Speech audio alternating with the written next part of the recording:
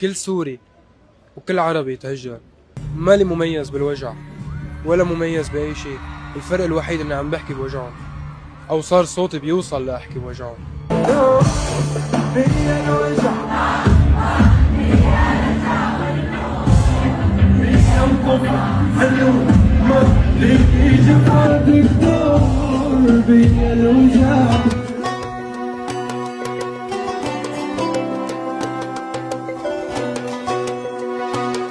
وفاة أخي عمر وتراكم أحداث أدت إنه أنا بدي وقف على المايك وأعبر، بمثل وجع كل حدا عانى من نفس الوجع بغض النظر عن الهوية والجنسية والقصة.